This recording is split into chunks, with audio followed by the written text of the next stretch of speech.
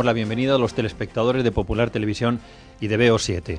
Les voy a presentar a nuestros invitados. Está hoy con nosotros el ministro de Justicia, Francisco Camaño. Ministro, muy buenos días. Buenos días. Gracias por venir aquí a esta temprana hora de la mañana. Gracias a vosotros por la invitación. También nos acompaña Gustavo Villapalos. Gustavo, buenos días. Muy buenos días. Esther Palomera, buenos días. Buenos días. José Antonio Segurado, muy buenos días. Muy buenos días, Ernesto. Y Fermín Bocos, buenos días. Buenos días, Ernesto. Y como es habitual y con el permiso del ministro de Justicia, Luis, nos vas a resumir cómo vienen hoy los periódicos. Con permiso. Con la venia. Con la venia. Los titulares de la prensa se centran en el recorte de las pensiones, pero los que somos pueblo llano, de lo que vamos a hablar a la hora del café y a la hora del menú del día es del albañil al que no le pagaban desde mayo y ha asesinado a 4 personas. Hoy es un buen día para releer a Kierkegaard, que llamaba a la desesperación la enfermedad mortal. Y hoy es un buen día para calcular que habrá que cotizar al menos 20 años para cobrar una pensión y que la jubilación no se producirá hasta los 67, por mucho que mareen la perdiz el PP y el PSOE. De primer acuerdo habla El País, de pacto ABC, mientras Público dice que el retraso de la jubilación se acerca. El Mundo pone el dedo en una llaga que la gente que no somos economistas observamos como supura de manera constante y titula: las pensiones bajarán mientras se prejubila con dinero público. Y en el editorial recuerda a Orwell y observa que no todos los trabajadores son iguales con este texto final. Es lo que está sucediendo con esas prejubilaciones de las cajas, que suponen un escandaloso privilegio para unos trabajadores más iguales que otros, que se van a retirar con unas condiciones que resultan un agravio para los millones de españoles a los que se les exige que sigan en activo más tiempo para alcanzar una pensión menor. No, si ya me lo decía mi madre. Hijo mío, mira a ver si te metes en la caja. La Razón dedica su portada al nuevo anuncio de alto el fuego de ETA, que parece que se producirá el sábado, pero la expectación que despiertan estas maniobras son escasas. Y en cuanto a las imágenes, el rostro ensangrentado del ministro de Transportes griego, que vemos en las páginas interiores de ABC, nos devuelve al asesino de Olot y a las consecuencias de la crisis económica cuando las estadísticas se convierten en agravios personales.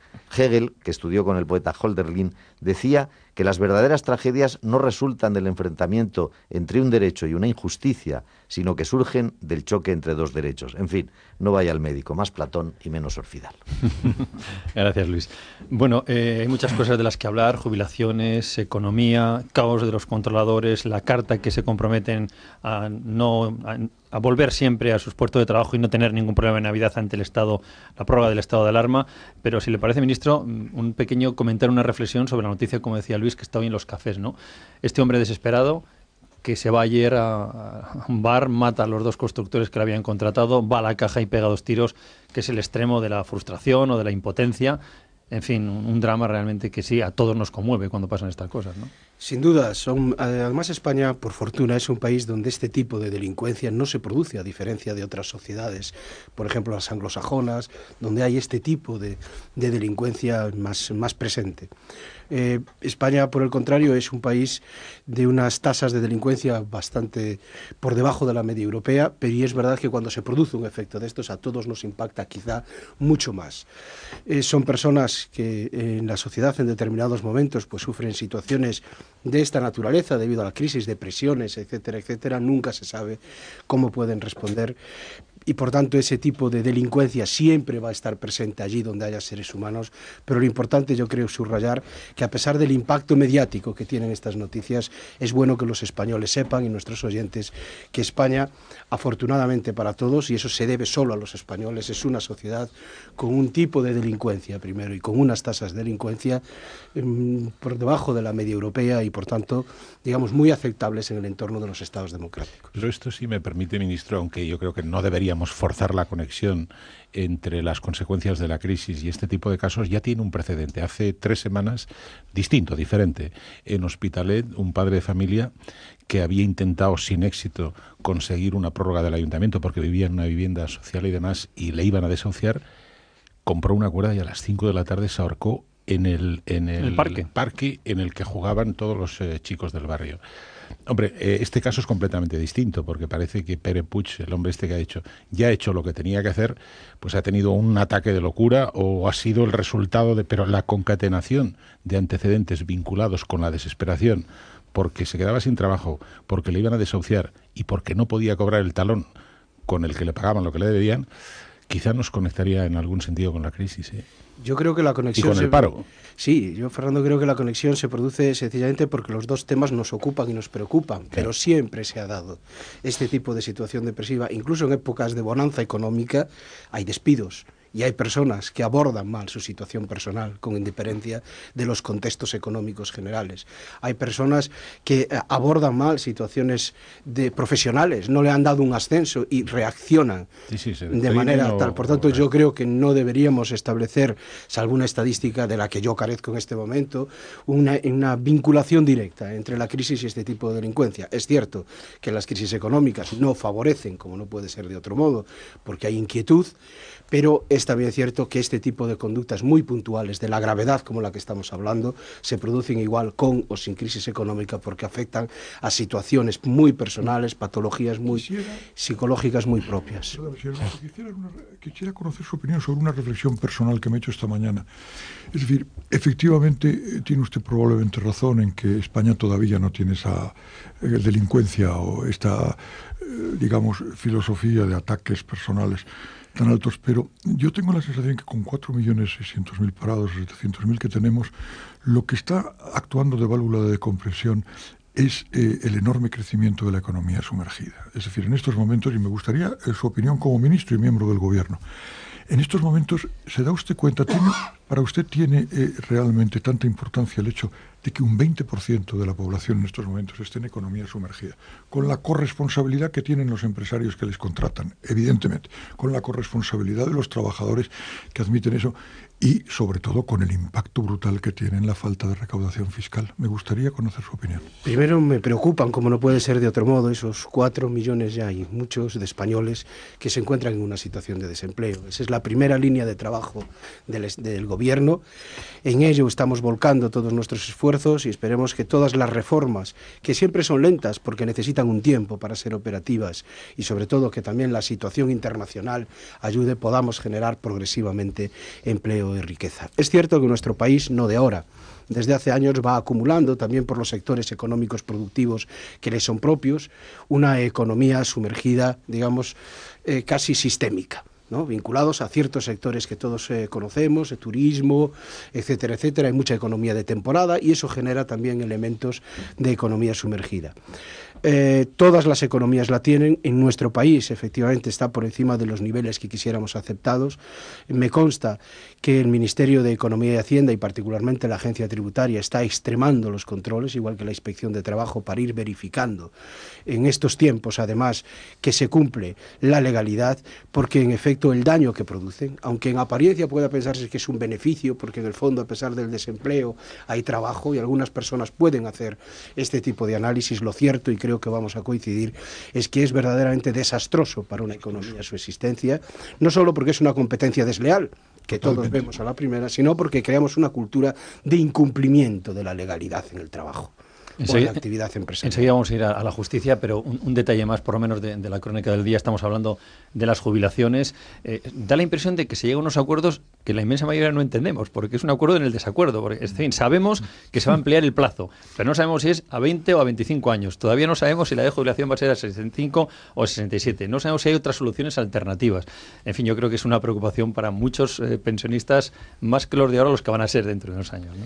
Yo creo que la buena noticia es que las fuerzas políticas, en este caso los principales, los dos grandes partidos, con opciones de gobierno en este país, están llegando a acuerdos sobre un tema trascendental para España, como es nuestro sistema público de pensiones. Eso es una muy buena noticia, para empezar. Es necesario que una sociedad como la española, donde la esperanza de vida es de las más altas de Europa y del mundo, reflexione acerca de la viabilidad en el medio y en el largo plazo de nuestro sistema de pensiones, que funciona muy bien y de seguridad social.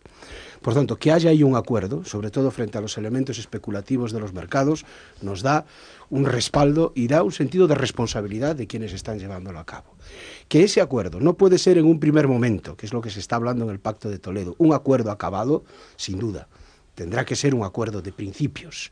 Después vendrá un proyecto de ley, después vendrán enmiendas, vendrán procesos de consenso y parece que las cosas se mueven, en mi opinión, y en opinión del Gobierno también, en la buena dirección, en el sentido de aquilatar nuestro sistema a la realidad del país y a la realidad de nuestra economía, porque España tiene que seguir defendiendo, como lo hemos hecho siempre todos los españoles, ese magnífico sistema de seguridad social pública que tenemos, pero es cierto que tiene que ser un sistema que los españoles podamos pagarnos, ahora y en el futuro. Y en eso estamos trabajando. Si os parece, luego entramos en la tertulia porque hay muchas cosas que hablar, pero vamos a aprovechar la presencia del ministro para hacerle preguntas de su yo quisiera preguntarle gabinete, una cuestión que es bastante reciente y que tiene que ver con su ministerio, y es sobre su supuesta discrepancia con la decisión que tomó el Consejo de Ministros en cuanto a la prórroga del decreto de alarma. Parecía que había un informe o que su opinión respecto a la de otros miembros del Consejo de Ministros era no prorrogar esa alarma más allá del día 10 de enero. Primero quería saber por qué hasta el 15 de enero, una respuesta que no nos pudo contestar el otro día el vicepresidente político, y si usted considera que esta prórroga necesariamente tiene que ir más allá de las fechas navideñas, cuando el objetivo del Gobierno, según se nos había contado, era garantizar el periodo navideño, y el 15 de enero ya se nos va un poco lejos, ¿no? No, pues el ministro, por completar un poco lo de Esther, y además esa novedad de los controladores aéreos que han firmado el 85% ese compromiso para que irían a los puestos de trabajo, por lo cual dicen, ¿por qué no quitan ya ese estado de alarma? Porque ya no tenemos por qué alarmarnos, nosotros vamos a ir a trabajar.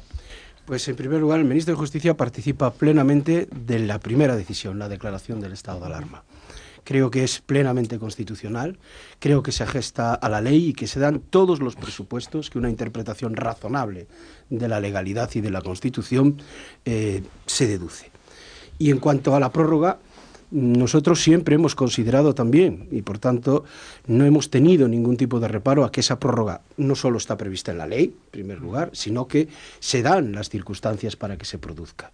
Cuestión distinta si fuese una prórroga por si acaso. Pero como se podrá comprobar, la prórroga aprobada por el Consejo de Ministros, la solicitud de prórroga que hoy tendrá que aprobar el Congreso de los Diputados, que es quien tiene la decisión, la solicitud de prórroga se fundamenta no en un por si acaso, sino en algo mucho más concreto, que es que los efectos derivados de un sabotaje al Estado, que no de una huelga ilegal, que ha supuesto el cierre del espacio aéreo, ese es el gran problema, de un país con un tráfico, con unas comunicaciones internacionales, con una responsabilidad en el escenario de Eurocontrol y en todo el sur de Europa. Esas consecuencias no solo han supuesto una ruptura de confianza en todos los sectores, ya no hablo solo de los ciudadanos con la alarma correspondiente, sino en el de los turoperadores, en el de las compañías aéreas. Esa confianza y esas circunstancias no se han recuperado todavía. Por tanto, no es una prórroga de por si acaso, sino es una prórroga vinculada directamente a los efectos todavía no subsanados de una decisión, insisto, única e insólita, que es desaparecer de uno de los lugares de mayor responsabilidad desde el punto de vista del funcionamiento de un servicio público esencial, sin preaviso, sin capacidad de reprogramación, sin capacidad de poder reaccionar durante todo ese tiempo. Esas son las razones que llevan a la solicitud de prórroga. Y esa es la razón de haber acotado un plazo que se estima necesario, tanto por Fomento como por IATA, que se ha sumado de inmediato y que ella misma, su presidente, y por tanto es una organización internacional, ha dicho que no había otra solución para retomar todos los niveles de confianza, era la decisión de fijarlo en un tiempo temporal razonable. Si se dan circunstancias que permitan, por supuesto, levantarlo antes, como siempre el seguimiento es diario y continuado, un tiempo sencillamente razonable. Pero ahora tienen un elemento nuevo encima de la mesa, que es el compromiso compromiso de los controladores. Es cierto que el 85% dice que no va a volver a cometer el error o, en definitiva, el plante que llevó a sabotear el... Y personalmente creo que es un dato que hay que valorar muy positivamente, que exista este escrito, pero el movimiento se demuestra andando y los hechos son los hechos. Quiero recordar que el día 13 de agosto los controladores también presentaron un documento igual, donde se comprometían y sin embargo, y a pesar de eso, todos hemos vivido los episodios de los días 3 y 4. Por tanto, prudencia en esto. Yo creo que el sentido de la responsabilidad y de la prudencia debe llevarnos también a valorar en su justo contexto este documento, que no es casualidad que se produzca el mismo día en que las Cortes Generales tienen que pronunciarse o no sobre la prórroga. En definitiva, que no se fían y que van a seguir, van a prorrogar el estado de alerta. ¿Es mi deducción correcta que usted estima en estos momentos la absoluta imposibilidad de prolongar por tercera vez un estado de alarma, o estoy equivocado? No, yo creo que las prórrogas, a partir de este momento, de la primera, siempre las tiene que acordar las Cortes Generales, primera cuestión. Segundo, tendrán que basarse en argumentos de los previstos en la ley y en la Constitución. Si se producen los supuestos para prorrogar, previstos en la Constitución y en las leyes, y así lo estima el Congreso de los Diputados, eso no está descartado, pero creemos, sobre todo con gestos como el que se nos anuncia, que se pueden ir normalizando todas las circunstancias, y parece que este plazo es un plazo razonable, con los informes que teníamos, para poder llegar a recuperar, no solo en España, sino en la esfera de responsabilidad que a España le corresponde dentro del tráfico aéreo, la confianza y la normalidad, y perfeccionar todos los sistemas de navegación. Sobre todo, ministro, porque usted ha recordado que las prórrogas las tiene que aprobar el Parlamento y no el Consejo de Ministros, y quienes van a apoyar esta prórroga en el día de hoy con su voto favorable ya han advertido que es la única prórroga que están dispuestos a apoyar, que más allá del periodo navideño ellos no son partidarios de seguir prorrogando este estado de alarma, ¿no? No, y porque nosotros consideramos además que durante este tiempo no solo hay que seguir trabajando, digamos, en la relación con los controladores, sino reactivar todas las programaciones aéreas. Los ciudadanos no lo saben, pero programar en los espacios aéreos cada vez que se produce algún tipo de conflicto, sea este o sea otro, generan siempre un mes o 2 meses de retraso en toda la reprogramación de vuelos. En este caso, al dejarse vacío completamente de control el espacio aéreo, el daño causado y el impacto provocado ha sido muy grande, que hay que recuperar y reprogramar. Creemos que todo ese tiempo, tanto desde el punto de vista técnico como desde el punto de vista de generar la confianza rota, es un tiempo razonable para conseguir que se produzca la plena restitución y, por tanto, se pongan fin a los efectos causados. Por tanto, no es preventivo, a los efectos causados por ese vacío de espacio aéreo, por esa necesidad de que el ejército español tuviese que hacerse cargo, ni más ni menos que del espacio aéreo, durante los días 3 y 4. Estamos con el ministro de Justicia. ¿No podría darse la paradoja de que como consecuencia de la militarización del decreto, pues ahora estemos viendo pues que los fiscales citan a los controladores que se niegan a declarar porque dicen que están militarizados y tendría que citarle un órgano militar, y que al final, como consecuencia del juego de la interacción de las distintas leyes procesales, pues se fueran de rositas? Es decir, al final pasar al segundo periodo del estado de alarma. Bueno, y ya el gobierno ha anunciado que se proseguirían los procedimientos en las vías pues administrativas o civiles, lo que fuera, pertinentes, una vez concluido la prórroga del estado de alarma. Pero de momento la Audiencia Nacional se ha declarado incompetente, como es lógico, para juzgar un delito de sedición militar, como es natural, ¿no? ¿En qué jurisdicción estamos? Claro, es decir que... Bueno, yo supongo que yo imagino que la previsión del gobierno es que tan pronto como se termine la prórroga del estado de alarma, que sin duda hoy se aprobará en el Congreso de los Diputados, pues volverán a su jurisdicción, a la jurisdicción civil, criminal o lo que sea, ¿no? Personalmente creo que no debemos confundir la estrategia de defensa, que es muy legítima, de las personas implicadas, que son los controladores, con los elementos de legalidad. Es muy lógico que si adoptan la decisión de no querer declarar, les ampara su derecho constitucional a no declarar contra sí mismos. Pero es cierto también que los delitos previstos en la Ley de Navegación Aérea del año 64 se cometen antes, y la ley que se le aplica, de la declaración del estado de alarma. Por tanto, cuando se cometen esos hechos, no están bajo jurisdicción militar. En segundo lugar, es bueno también saber que el problema de la Audiencia Nacional no es tanto un problema de jurisdicción militar o no, sino de si es uno de los delitos de los que debe conocer la Audiencia Nacional o corresponde a todos y cada uno de los juzgados donde se han producido los hechos a lo largo del territorio. Y en tercer lugar, es importante también afirmar que el hecho de que el estado de alarma los someta a jurisdicción militar lo es en el ejercicio de sus funciones en las torres. Pero obviamente no están privados de los demás derechos fundamentales, como lo prueba que su libertad de expresión sigue existiendo, su libertad completa para cualquier otra cosa. Lo único que les exige es cumplir su trabajo, es decir, de la misma manera que ya lo hacían, solo que como se negaron sistemáticamente a hacerlo, sin preaviso, con desprecio absoluto del Estado de Derecho, pues hubo que establecer solo para esa tarea la jurisdicción. Ministro, ¿me vas a permitir una broma? Por primera vez, que la justicia sea lenta va a beneficiar, porque como sea rápida y mete a la cárcel a 400 controladores, nos paran el espacio aéreo de verdad, ¿no? Bueno, la justicia tiene que hacer, todavía estamos en una fase de instrucción. Digo, menos mal. Pero, bueno, se están abriendo los expedientes, pero personalmente creo que lo que hay que hacer es depurar las responsabilidades de un acto muy grave, de la situación de un colectivo privilegiado que ha estado ciertamente chantajeando al Estado, materialmente lo ha estado haciendo durante muchísimos años, y hay situaciones, si los comparamos con cualquier otro servicio de control aéreo de Europa, ni tienen más horas de vuelo, porque se puede ver, las estadísticas son claras, los salarios son los que tienen, y había que romper un poder que no es solo el de las personas de control, sino todo el monopolio que gira alrededor de esas. Ministro, escuchándole a usted, y yo creo que además parte de la mesa coincide con lo que está diciendo, nos hemos instalado en bien está lo que parece que bien va a acabar. Pero retrocedamos un poco. No estamos glosando la historia de un fracaso, porque para un demócrata, para un socialdemócrata, para cualquier ciudadano que valore y aprecie por encima de todo lo que tiene de peso y de valor la normalidad democrática, un estado de alarma es la confesión de un fracaso. Y ayer escuchamos en el Parlamento que, con buena memoria, la ministra de Defensa recordaba que fue en el 99, cuando gobernaba el PP y concretamente el señor Cassos, cuando se firmó un convenio que en el fondo venía todavía de más atrás, de los gobiernos socialistas anteriores.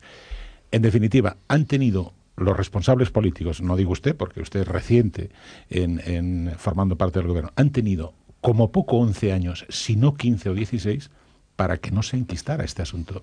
Y quien en este momento está aplaudiendo ese gesto de fuerza y de autoridad está omitiendo que el mayor valor en la democracia es la normalidad. Esa reflexión se la ha hecho a alguien en el Consejo de Ministros. Oiga, nosotros por primera vez vamos a firmar, ¿cómo dice? Decreto de alarma, pero estamos locos.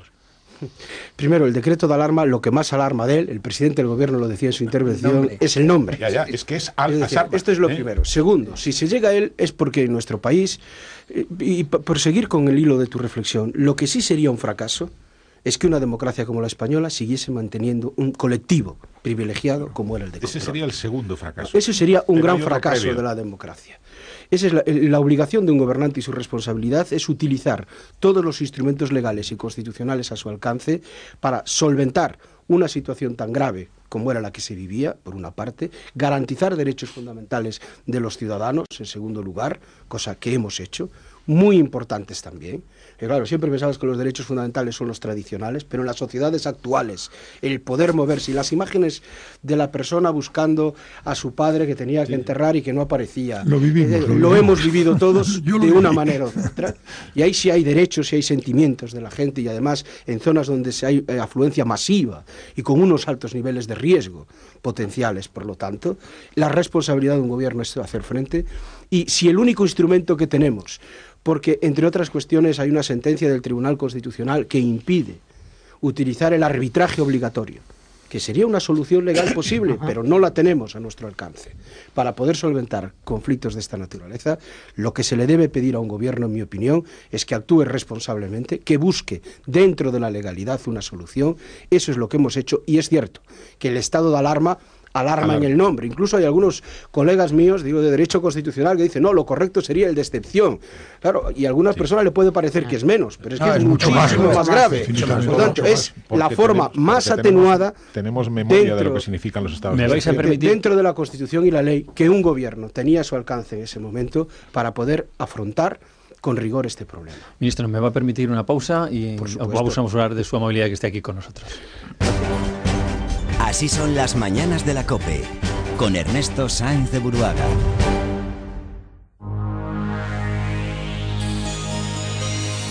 Buenos días a todos desde el Corte Inglés. Te voy a poner los dientes largos. Te voy a hablar de turrones, de polvorones, jamones, paletas, embutidos, de los quesos más selectos, de ahumados, de la mayor selección de vinos y licores, de cavas, de champán.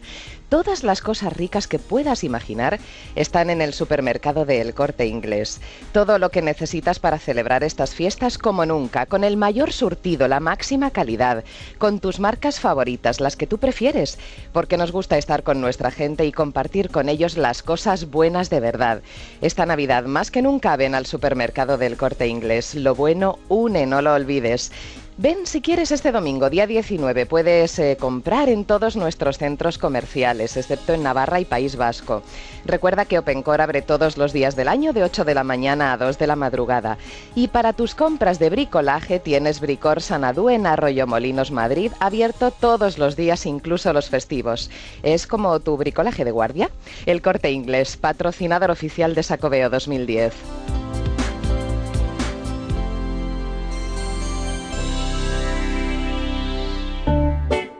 ¿Quieres saber cómo conseguir mucho más dinero para tu jubilación? Pues solo tienes que fijarte en las comisiones que te cobra tu plan de pensiones, porque las comisiones repercuten directamente en el dinero que tendrás el día que te jubiles. Por eso te interesan los planes de pensiones naranja del banco ING Direct, porque tienen comisiones de las más bajas del mercado. Así puedes conseguir mucho más dinero para ti. No esperes más y trae cuanto antes tu plan de pensiones a ING Direct. Ellos se encargan del traspaso y además te abonan el 12% TAE a un mes del dinero que traspases, antes de que acabe el año. Llama al 901-432-432, 901-432-432, entra en ingdirect.es o pásate por cualquiera de las oficinas ING. ING Direct, un gran banco que hace fresh banking. ¡En guardia, capitán! Cuando decidí no crecer nunca jamás y seguir jugando toda la vida, me tocó la lotería. Y a ti te puede tocar el 22 de diciembre. Hay 2.300 millones de euros en premios. ¡Toda una fortuna! Solo hace falta jugar. Lotería de Navidad. ¿Jugamos? Cada Navidad igual. Viajas, cenas o comes fuera de casa y vuelve el estreñimiento. Haz como yo, pon en tu maleta de viaje Dolce Fruta Lax. Y ahora que estoy embarazada, con más razón, porque es totalmente compatible. Dolce Fruta Lax, tu regulador intestinal de frutas, de Laboratorios Fitabit, en farmacias y centros de dietética. En Caja Madrid llevamos más de 1.000 millones de euros concedidos en préstamos a pymes y autónomos a través de Líneas ICO. Entre otras cosas, porque nos gustaría que el anuncio que viene después de este sea el de tu negocio. Tráenos tu proyecto para seguir sumando. Caja Madrid. El fin de año está a la vuelta de la esquina y también el final de nuestro 60 aniversario. Así que no esperes más. Corre a tu concesionario SEAT y llévate un SEAT León con 4.600 euros de descuento. Solo hasta fin de año. Ven rápido, porque no volverás a ver una oferta así en 60 años. Red de concesionarios SEAT.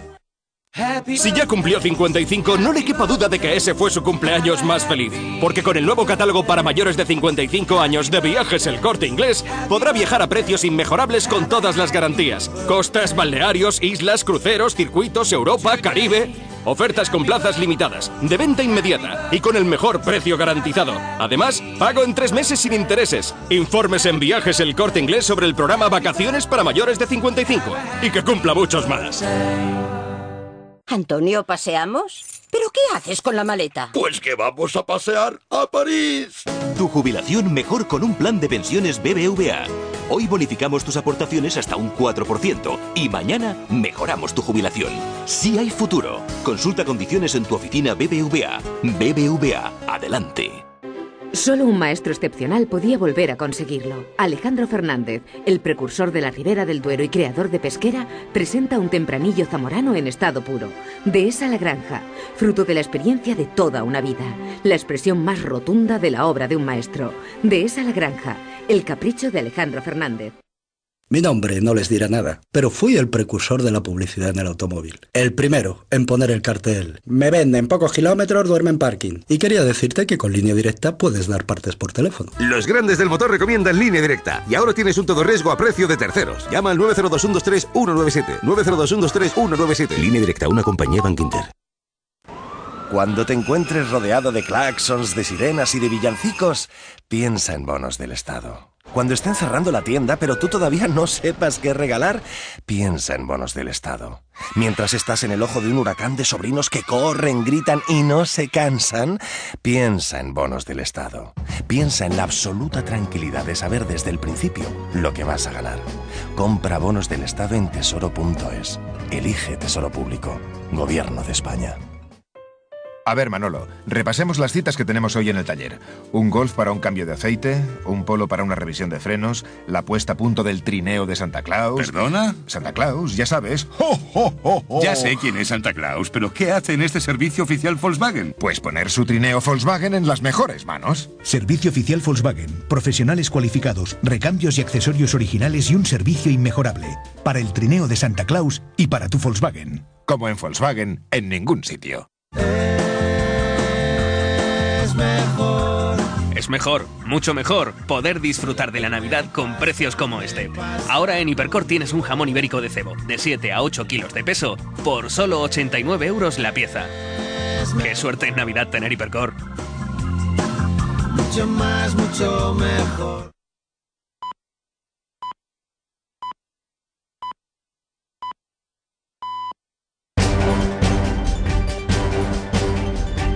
Así son las mañanas, con Ernesto Sáenz de Buruaga, en la COPE. Son las 9 de la mañana, a las 8 en Canarias. Seguimos en nuestra tertulia. Hoy nos acompaña el ministro de Justicia, Francisco Camaño. Vamos a intentar hacer las máximas preguntas. Luego se tiene que ir el ministro y seguimos hablando ya de jubilaciones, en fin, de estas cosas que nos van a ocupar. Podéis preguntar, podéis hablar de lo que queráis, como siempre. No, yo quería hacerle, ministro, una reflexión. Es decir, ¿cómo es posible que se produjera con unas horas de anticipación la movilización del Ejército del Aire? Pero eso es un tema de pura curiosidad personal, ¿verdad?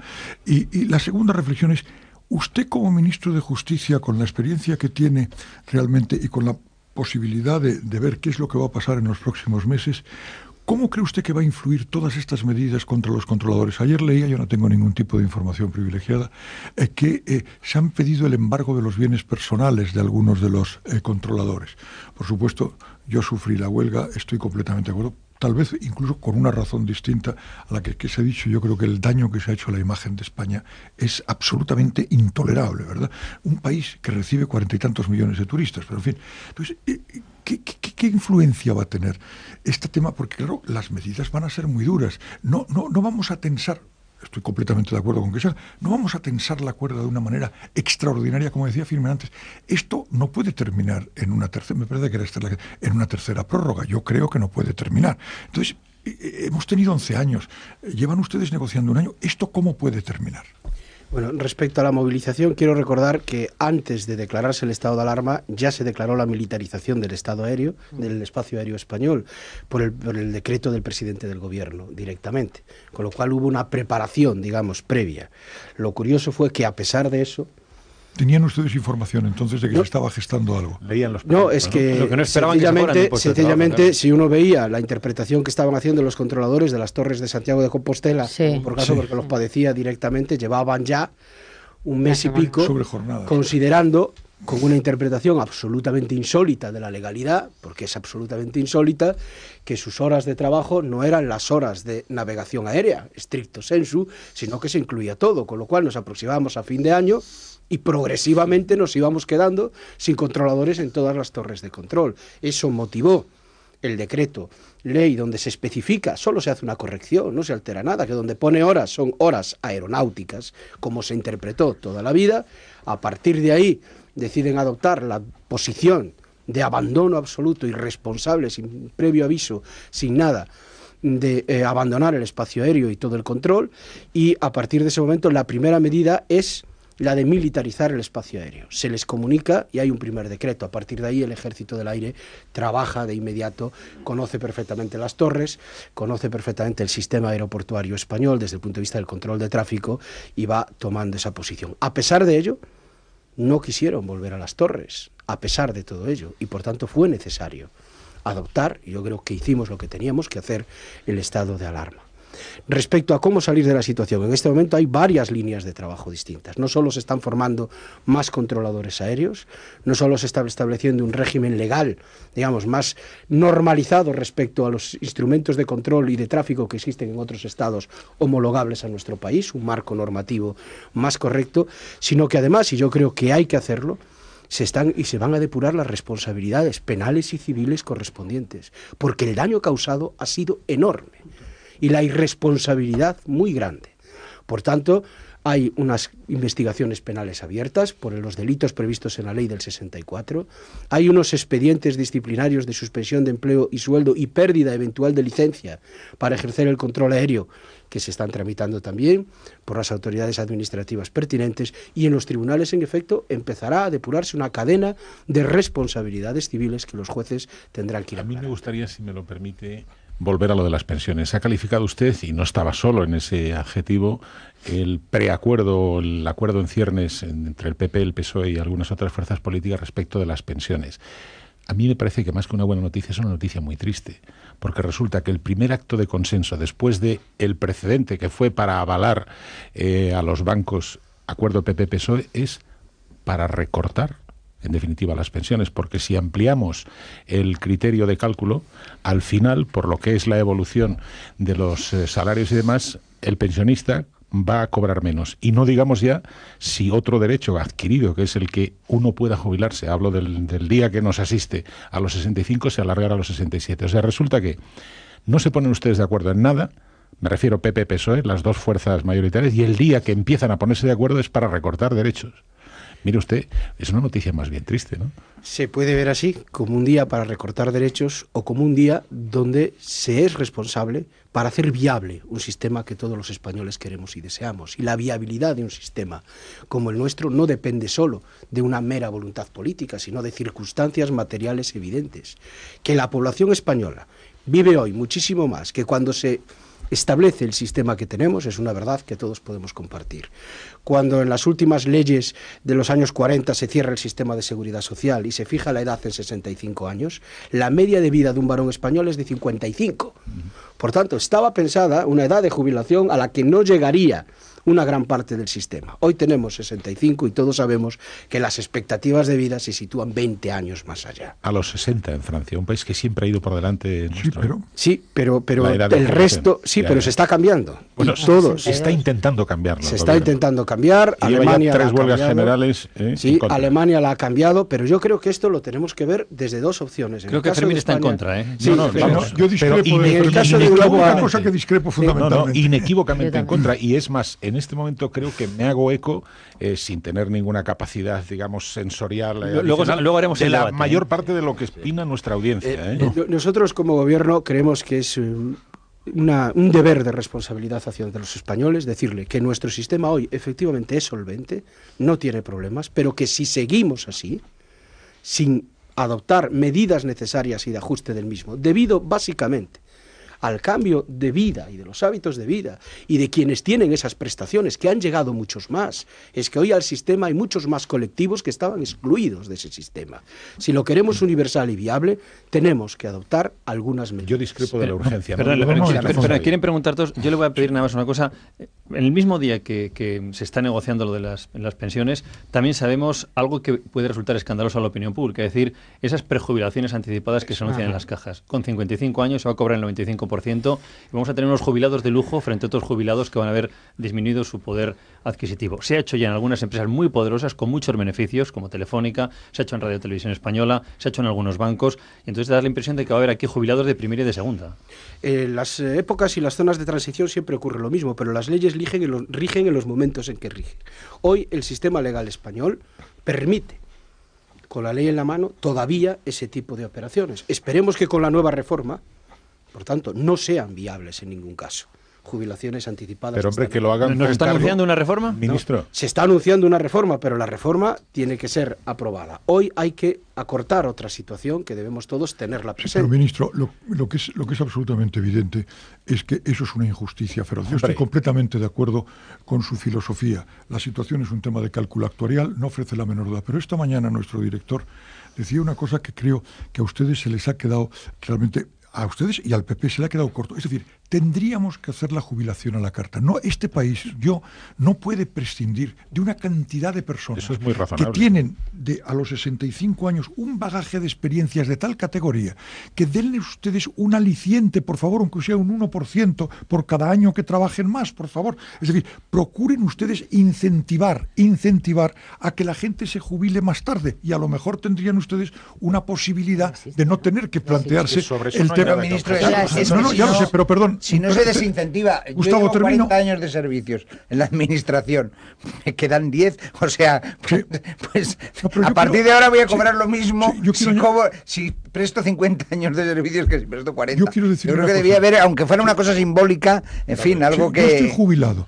Os recuerdo que es el ministro de Justicia. Sí, admito que el sistema de la seguridad social y el sistema de pensiones funciona como un reloj, ministro, y es de las cosas que yo como español me siento profundamente orgulloso. No comprendo cómo no funcionan otras cosas exactamente igual. Pero créame, tiene usted toda la razón del mundo. Es un tema demográfico. Mi padre, que en paz descanse, escribió el primer libro que se escribió sobre este tema. Tenemos toda la razón. Pero ojo, por favor, o damos el ejemplo, por ejemplo, del tema de incremento de funcionarios públicos, de las cajas y tal. Es decir, si no, la gente no lo va a comprender. Es decir, o sea, que me quita usted 2.000 millones por este tema, en eso tiene razón Fermín, y luego resulta que incrementa usted el número de funcionarios a través de comunidades autónomas, fíjese usted lo de Moody's, ¿verdad? Que también vamos a hablar de eso en la última recta de la tertulia. Bueno, es un tema tremendo. Hace falta que expliquen ustedes didácticamente cuál es la realidad del problema, por favor, y sobre todo que den ejemplo. Es decir, lo que no se puede hacer es hacerse trampas en el solitario. Nosotros y tal, y luego, no, mire usted, en los temas públicos no, lo sentimos muchísimo. Aquí, como el dinero no es nuestro, a tirar cheques, perdóneme lo largo. No, sí, está muy bien. Yo creo que podemos compartir, yo comparto gran parte de la reflexión que se ha hecho, pero también hay que aquilatar cada cosa en su tiempo. Es decir, hoy tenemos un marco normativo, el que es. Y por tanto, las empresas, en este caso del sector financiero, sus trabajadores, pueden hacer uso de ese marco normativo. Es cierto que se acerca una reforma, pero ojo, esa reforma hay que elaborarla todavía. O sea, que tiene previsto cambiar ese marco normativo. No, claro, no proyectemos lo que queremos para la reforma sobre la situación de hoy retroactivamente, porque eso tampoco es justo. Porque nuestras empresas, los trabajadores y las personas que se quieren jubilar se mueven con las expectativas del día de hoy, no de lo que ocurrirá mañana. Y sería injusto decirles, hoy tienen derecho, pero como mañana lo vamos a cambiar o no sabemos muy bien cómo, no lo puede hacer hoy. Por tanto, segundo, es cierto, y todos lo sabemos, que hay la necesidad de redimensionar nuestro sector financiero, que hemos pasado de 40 y tantas cajas de ahorro a 18, y que por tanto tiene que haber también válvulas de escape para un colectivo muy específico que se encuentra en una situación correcta, y no se ha hecho una válvula de escape ad hoc, no hemos legislado específicamente para ellos. En este momento se le está aplicando la regulación común para todos. Yo creo que es bueno también, más allá de la preocupación que puedo compartir, reequilibrar y calibrar cada cosa en el momento en que se produce y no proyectar anticipadamente efectos que aún no se han regulado. A mí me gustaría preguntarle dos cosas muy concretas. Una, respecto al marco normativo, si el Gobierno tiene previsto plantear al Congreso también cambiar ese marco normativo para lo que tiene que ver con el sistema de pensiones de los parlamentarios, que todos sabemos que con 8 años de actividad parlamentaria un diputado puede tener derecho a la pensión máxima de jubilación, mientras que el resto de los españoles tienen que cotizar 15, 20, 25 o 30 años. Eso por un lado. Y por otro lado, me gustaría saber si el Gobierno tiene alguna información de la portada que da hoy Mi Periódico, nuestro compañero Jesús María Zuluaga, sobre la posibilidad de que ETA este mismo fin de semana declare un alto al fuego verificable y permanente. ¿Qué información tiene el Gobierno al respecto y si este nuevo comunicado de la banda terrorista podría variar en algún sentido la política antiterrorista del Gobierno? Pues comenzando por lo primero, con el sistema de pensiones, hasta ahora la legislación en esta materia ha sido por fortuna, yo creo, una legislación que nos ha tratado a todos igual, sustancialmente igual. Sería bueno también que algunos colectivos hoy diferenciados dentro de los sistemas de seguridad pública, seguridad social pública, se unificasen. Todavía nos quedan clases pasivas, nos quedan algunos colectivos. Si fuese todavía más homogéneo el sistema y que en ese proceso de homogenización, estoy de acuerdo, estuviésemos todos. Porque las modificaciones que se introducen en los sistemas de pensiones de los parlamentarios proceden de propias iniciativas del Parlamento y no de iniciativas del Gobierno. Son iniciativas que surgen del Parlamento. Pero estoy seguro que los parlamentarios también saben y valoran perfectamente estas apreciaciones y en este proceso de reforma todos nos podremos encontrar buscando una legislación equitativa y que nos trate a todos por igual. Insisto, en un sistema que debemos cuidar, coincido plenamente, que es muy potente desde el punto de vista de la cohesión social de un país, muy potente para España y que muy pocos países del mundo tienen. Y debemos, por tanto, lo que acordemos, yo me alegro por eso, sé que siempre es una mala noticia recortar, pero es bueno salvar algo que tenemos y que otros no tienen, por eso las comparaciones aquí no son siempre correctas y que además haya cierto consenso para hacerlo. Respecto a ETA. ETA. Pues yo tampoco tengo una información añadida a la que se acaba de dar por ese medio. Sí sé que hay movimientos en ese entorno, tenemos constancia, pero la acción del Gobierno va a seguir siendo la misma. Es decir, aquí no hay ya ningún tipo de sorpresas más que el abandono absoluto de la violencia, completo y absoluto de toda forma de violencia, el acatamiento del Estado constitucional en toda su regla, el respeto a los derechos y libertades de los ciudadanos y a partir de ahí ya veremos. Ese escenario no se ha dado y por tanto habrá que ver y con mucha prudencia si se da. Señor ministro, usted como jurista, ¿cree que se evitarían suspicacias y sería mejor para la justicia española que el fiscal general del Estado fuese nombrado en el Congreso por consenso mayoritario? Todos los fiscales generales de los estados o instituciones equivalentes dependen de los gobiernos. No hay ningún país donde no sea de otra manera, porque la política criminal de un país tiene también un responsable y tiene también una dirección, que no puede ser la dirección del caso concreto, pero sí una dirección de líneas de política general en la acción criminal. Y si no, nos equivocaríamos, porque los gobiernos responden, el de los Estados Unidos, el francés, el español, el italiano, de la situación de seguridad sobre la que hay. Por eso siempre hay, aunque sean independientes y objetivos, como ahora demostraré, una cierta conexión en todos los sistemas, en todos, entre el Ejecutivo y los fiscales. Más aún, hay países donde dependen directamente, e incluso en algunos se presentan con los alcaldes, como ocurre en algunos estados de los Estados Unidos, van en la misma candidatura. Sí, pero luego el fiscal general es el ministro de Justicia en Estados Unidos. Gobierno, pero yo creo que debe reivindicarlo, ministro. Sí, no, eso sí, eso estaría muy bien. No sé lo que pensaría el papel del ministro de Justicia actual. No es ya de Hombre, como quedaría todo en Galicia, no le parecería mal, ¿no? Eso también es cierto. Pero imagínense que tuviera que nombrarlo el Parlamento con 2/3. No tendríamos nunca fiscal general. Que es lo que nos pasa en el es lo que quiere Luis, que en el fondo cultiva un fondo anarquista. Pero ¿no? Ese es un buen ejemplo. O sea, en algunos países hasta el fiscal general es el ministro de Justicia, con lo cual más claro de esa conexión imposible. Pero es verdad que hay una tendencia, y España está a la cabeza, si lo miramos con los sistemas comparados, de que los fiscales, los defensores de los intereses generales estén, digamos, separados. Siempre lo han estado objetivamente en el ejercicio de su función, pero progresivamente más separados.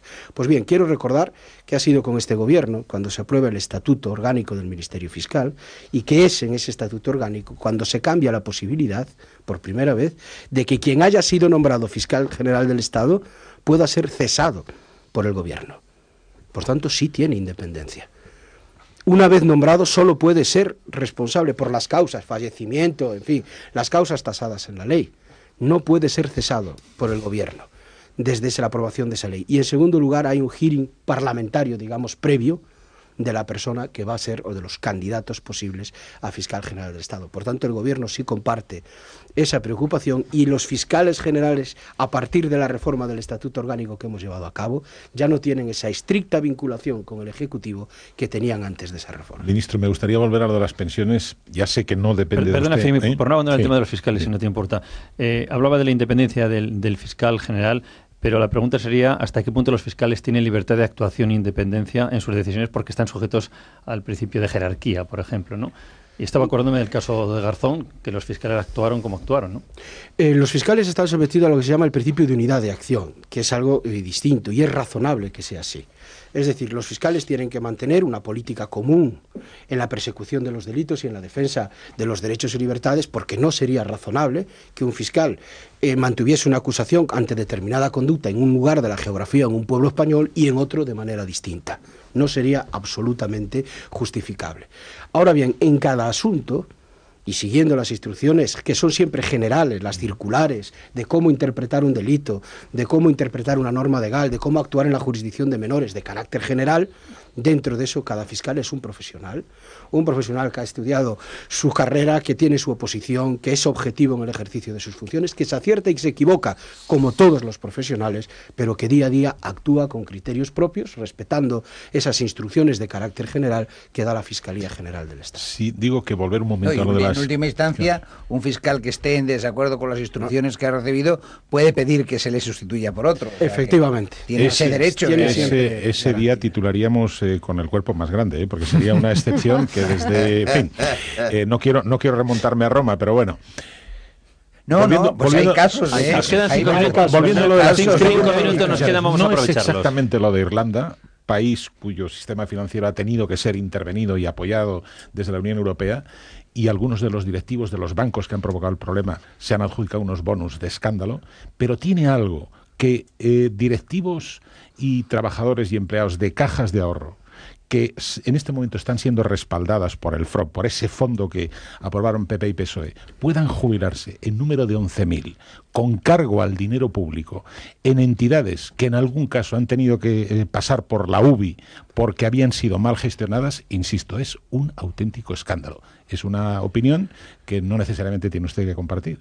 Primero yo creo que tenemos que precisar qué es con cargo a dinero público. También es a propio dinero. El Estado ha avalado, no ha aportado fondos. Y todo esto hay que colocarlo en sus justos contextos. Nosotros, a diferencia de Irlanda, no hemos comprado, no hemos privatizado. Avalamos. Pero es que es muy distinto. Y de hecho, la devolución de los primeros avales nos está dando ingresos en el Estado. Por tanto, ha sido hasta ahora una muy buena operación. Y es importante que los españoles lo sepan. No es en eso. ¿Incluso en Castilla-La Mancha? No, digo en general del sistema. Yo puedo dar los datos globales. Sí. Es decir, el Estado, los españoles, porque en el fondo es eso, hemos avalado al sistema financiero porque había un problema de flujo y de fluidez de crédito, y eso es la sangre de nuestro sistema económico, lo necesitábamos, y tenemos que decir también, con todas las críticas que queramos, que nuestro sistema financiero no era afortunadamente el sistema financiero de Irlanda.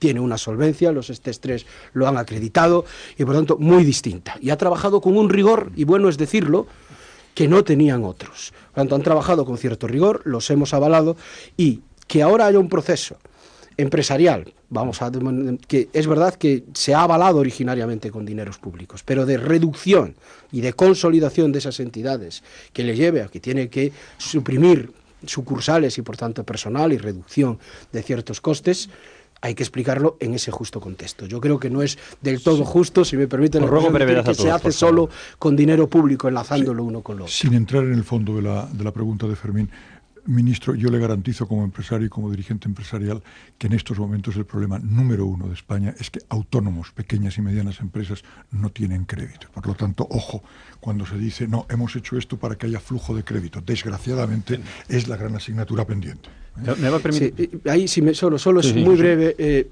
Uno de los problemas, tenemos que ser todos muy realistas, que tenemos desde el punto de vista de la credibilidad y digamos de la situación económica que estamos viviendo, credibilidad exterior de nuestra economía, no es tanto, y esto tiene que ver con el tema de las comunidades autónomas, no es tanto que el sector público esté endeudado o que se desconfíe de él, porque es cierto que lo hubo, pero quiero recordar que este país hace casi nada antes de la crisis teníamos superávit de cuentas públicas. El problema, y deberíamos de reconocerlo todo, es que los españoles, no solo las administraciones públicas, todos y cada uno de nosotros hemos vivido, en general al menos, por encima de nuestras posibilidades. Claro que sí, ministro. Y eso ha hecho, perdón, solo un segundo, que tuviéramos un sistema financiero que, siguiendo la lógica que nos venía de los mercados norteamericanos, sobre todo, pues diese dinero prácticamente al pasar por allí, con muy pocas garantías o de manera muy fácil. Hoy se ha restringido sobremanera el flujo del crédito, pero es verdad que nunca nos van a volver a dar dinero como nos los daban hace muy pocos años. Pero también es verdad, señor ministro, que hoy el Estado central, las comunidades autónomas y los ayuntamientos y las diputaciones no pagan las deudas que tienen. Van a darse... ¿De usted cuenta de ese tema, por favor? Sí. Que llevan 9 meses sin pagar y se están hundiendo pequeñas y medianas empresas por la falta de posibilidad de cobro. No quiero insistir más, pero quería simplemente añadir. Yo le voy a hacer 2 preguntas muy cortas, tenemos muy poco tiempo. Cortas no, serían larguísimas las respuestas, pero espero a ver si me las puede resumir. Hoy de nuevo se está hablando, por lo menos yo lo he leído en 3 periódicos, sobre ese posible relevo del presidente del gobierno antes de llegar a las elecciones. No voy a desaprovechar la ocasión para preguntárselo, porque no sé si Rubalcaba está protegiendo al presidente porque no sale tanto como antes o le está ya empezando a sustituir. No, vamos a ver, el presidente del gobierno... La segunda es sobre el Tribunal Constitucional. Todos sabemos que tiene que tomar la decisión en el momento que corresponda y por tanto yo creo... ¿Y usted qué intuye? Yo voy a respetar su decisión y creo que es lo correcto, es decir, no me puedo colocar en su lugar y creo que en este momento está asumiendo desde la responsabilidad las medidas y las reformas necesarias para sacar adelante este país, aunque algunas, como puede ser el tema, pues lo acabamos de ver, de las pensiones, puedan ser en principio no populares, creemos que son medidas necesarias que hay que abordar y como esta reforma en otros muchos sectores, en el de la justicia, en el de la educación, etcétera, etcétera, porque todo suma y todo forma parte de la misma pieza. Respecto del vicepresidente primero, pues todos conocemos la experiencia política de Alfredo Rubalcaba, yo creo que está haciendo su papel. Antes estaba María Teresa Fernández de la Vega. También he oído alguna vez el mismo tipo de comentario de si está sustituyendo o no al presidente. Es que el vicepresidente primero de un gobierno tiene el cargo que tiene y tiene la potencia política que tiene. Pero parla de Michels, pero no es lo mismo. Perdóname porque estamos ya fuera de tiempo y quiero hacer una segunda pregunta que yo creo que es relevante por lo que percibimos los ciudadanos de la justicia. Se está renovando el Tribunal Constitucional. Los partidos proponen sus candidatos, unos vetan a los otros y luego da la casualidad que siempre se vota en bloque, los progresistas por un lado y los conservadores por otro. Y yo como ciudadano me pregunto, bueno, ¿y un juez por qué tiene que ser luego referencia en función del partido que le ha llevado al Tribunal Constitucional? ¿Por qué la independencia de los jueces no hace que voten indistintamente de quién les nombra? ¿O es siempre casualidad que voten unos de un lado y otros de otro? Es que la independencia de los profesionales del derecho que pueden ser magistrados del Tribunal Constitucional o de otro órgano vinculado a la jurisdicción no depende, en mi opinión, de mucho menos del partido que le vote. Es decir, los sistemas políticos, todos en general, tienen algunos órganos de naturaleza jurisdiccional que son elegidos por los órganos de la soberanía. Esto ocurre en España, ocurre en Alemania, ocurre en los Estados Unidos, de manera... Bueno, los magistrados del Tribunal Supremo son los 9 elegidos directamente por el presidente de los Estados Unidos. Imaginémonos lo que pasaría aquí si ocurriese eso. Por lo tanto, y eso no quiere decir que una vez ¿cómo ejerce la justicia? No, ¿quién les nombra? No, pero no quiere decir que al día siguiente de ser nombrados sigan siendo íntimos amigos del presidente de los Estados Unidos. En caso de duda, optamos por Bush. Que ocurrió en el famoso asunto de Florida. Optaron. Bueno, pero unas mayorías hubo quienes no, por tanto, pero no, y a pesar de haber sido todos progresivamente nombrados. Yo creo que hay que hacer ese distingo. Las negociaciones parlamentarias se mueven en una lógica, evidentemente, que es la lógica de la estrategia de los grupos políticos y no la podemos desconocer.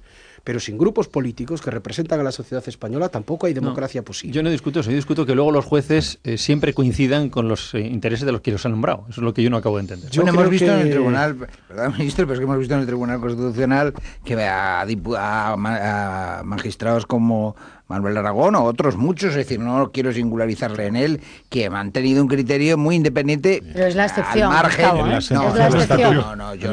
Y a lo largo de la historia del tribunal, si nos remontamos, lo ha habido en muchísimos otros casos. Y ha habido presidentes, todos lo podemos recordar, ejemplares. Por tanto, yo creo que no debemos generalizar. Pero también hay que tener presente una cosa: los jueces no viven en la estratosfera. Claro. Tampoco los del Tribunal Constitucional. Viven en una sociedad. Y es lógico que a la hora de sentenciar no lo hagan tampoco en el territorio de la ley y el código.